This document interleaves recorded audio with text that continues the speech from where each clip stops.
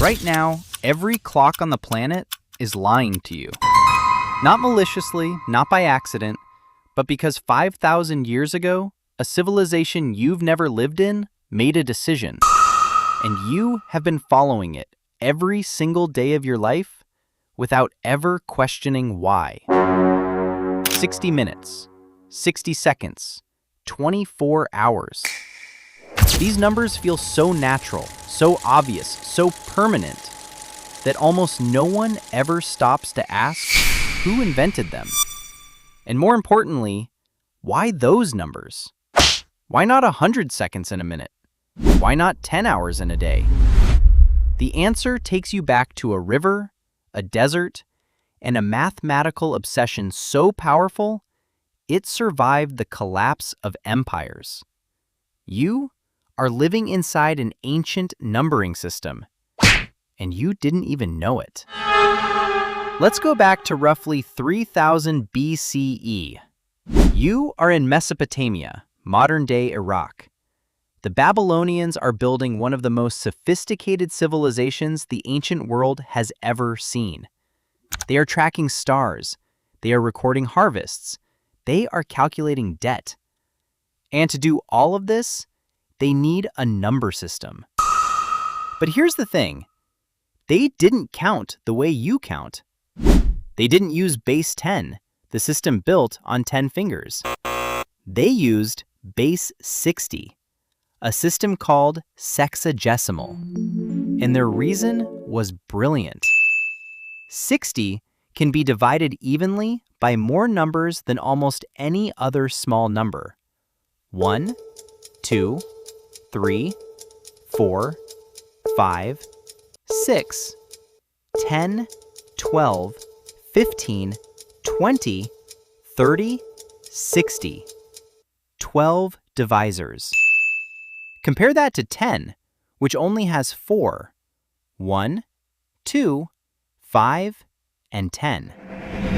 When you're doing ancient math without a calculator, without a pen and paper, without anything, divisibility is everything. 60 made fractions simple. 60 made calculations clean. Historian and mathematician Otto Neugebauer spent decades analyzing Babylonian clay tablets and concluded that their mathematical sophistication was far beyond what most people assume. These weren't primitive people guessing. They were engineers of numbers. So the Babylonians divided their day using 60 as the foundation. They divided the sky, the full circle, into 360 degrees, 6 times 60. And when they divided the day and night into chunks, they worked with units of 60. This is where your hour begins to take shape, not as a human convenience, but as a mathematical necessity. Then the Egyptians got involved. They looked at the sky differently. They noticed that 12 specific star clusters, called decans, rose and set during the nighttime hours. 12 markers in the night. And to balance it out, 12 hours of daylight. That's your 24-hour day. The Egyptians didn't invent the 60. They gave you the 12. But here's the problem.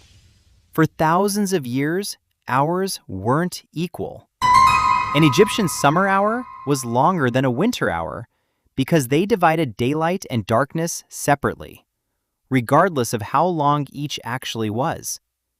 You would have lived in a world where time literally stretched and shrank depending on the season. Equal hours, the hours you live by today, didn't come until ancient Greek astronomers needed precision.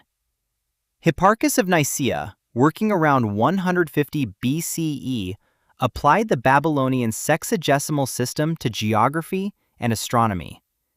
He divided the circle into 360 degrees, each degree into 60 minutes, each minute into 60 seconds. The word minute comes from the Latin pars minuta prima, meaning the first small part. The word second comes from pars minuta secunda, the second small part. You call it a minute, they called it the first division. You call it a second, they called it the second division. You are still speaking their language every time you glance at a clock. But knowing the math is one thing, keeping it was another. For most of human history, these precise divisions existed only on paper, in the minds of astronomers. Regular people had no way to measure them. Sundials couldn't track minutes. Water clocks drifted.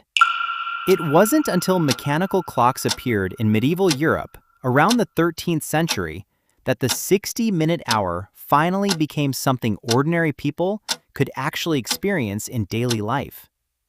Historian Gerhard Dorn van Rossum, who wrote one of the most detailed studies of clock history, argues that the mechanical clock didn't just measure time, it restructured human civilization. It made factory shifts possible. It synchronized markets. It gave you the concept of being late. Before the mechanical clock, you could not be late. Time was approximate. Life moved in sunrise and sunset rhythms, not 60-minute blocks. The Babylonian math became your alarm clock. Now here's the part that should genuinely unsettle you. There have been serious attempts to replace this system. During the French Revolution, France tried to introduce decimal time. 10 hours in a day, 100 minutes per hour, 100 seconds per minute. It made perfect mathematical sense. It aligned with the metric system France was also rolling out. It was rational, logical, clean. It failed completely. Within 2 years, France abandoned it. The reason? Habit. Human beings had already synchronized their entire social and economic infrastructure around 60. Every agreement, every schedule, every prayer time built on the old Babylonian framework. Changing it required rewriting society itself, and society refused. You can't fight 5,000 years of momentum. So what does this actually mean? It means the most fundamental unit of your life, the hour you wake up, the minutes of your lunch break, the seconds on your microwave, were designed by Babylonian mathematicians who were trying to make division easier on clay tablets.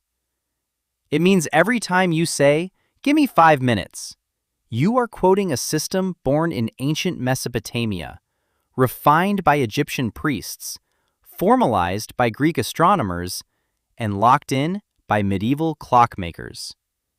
Your sense of time is not natural. It is inherited.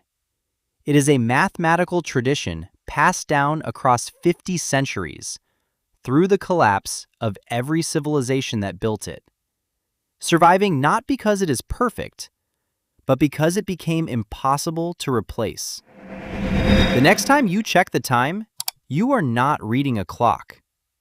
You are reading the mathematics of people who watched stars on the banks of the Euphrates River, thousands of years before you were born. Their numbers became your numbers. Their sky became your schedule. And without ever meeting them, without ever speaking their language, you follow their system. Every minute, every second, every hour of every day. Right now, a Babylonian mathematician's decision is running your life. And you never even noticed.